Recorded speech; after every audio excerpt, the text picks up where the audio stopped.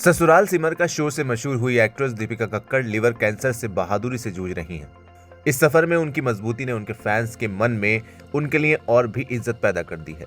हाल ही में भारती सिंह और हर्ष लिम्बाचिया के पॉडकास्ट पर बातचीत में दीपिका ने अपने कैंसर के इलाज और उससे हुए भावनात्मक तनाव के बारे में बात की।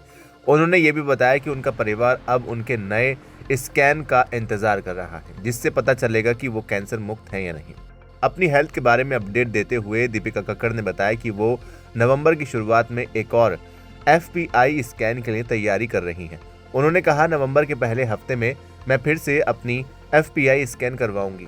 FPI स्कैन सिटी स्कैन के जैसा होता है, लेकिन इसका इस्तेमाल खास तौर से शरीर में कैंसर कोशिकाओं का पता लगाने के लिए किया जाता है। ये डॉक्टरों को ये समझने में मदद करता है कि सर्जरी या उपचार शुरू करने से पहले कैंसर कितना दूर तक फैल सकता है।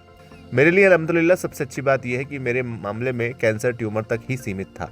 मेरे पिछले FPI स्कैन के दौरान शरीर में कहीं और कैंसर कोशिकाएं नहीं पाई गई हैं। मेरे लीवर का लगभग 22% हिस्सा, जिसमें 11 सेंटीमीटर का ट्यूमर शामिल था, सर्जरी करके निकाल दिया गया है।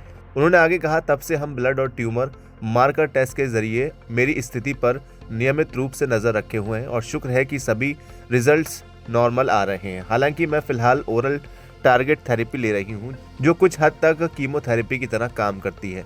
ये ट्रीटमेंट 2 साल तक चलेगा। इस दौरान हम सतर्क रहेंगे कि बीमारी दोबारा ना हो, इसलिए हर चीज़ पर नज़र रखने के लिए समय समय पर स्कैन ज़रूरी है।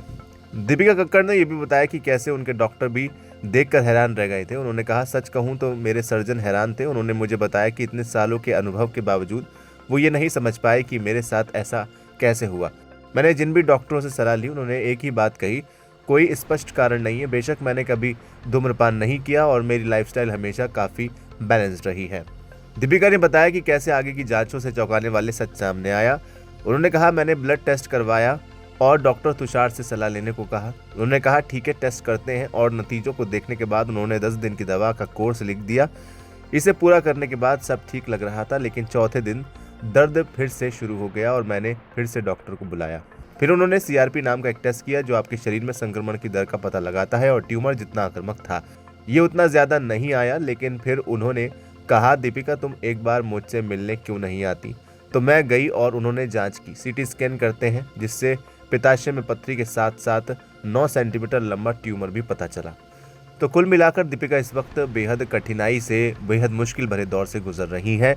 आप क्या कहना चाहेंगे? कमेंट सेक्शन में हमें लिखकर जरूर बताएं। वीडियो को लाइक करें, शेयर करें और चैनल को सब्सक्राइब करना बिल्कुल न भूलें।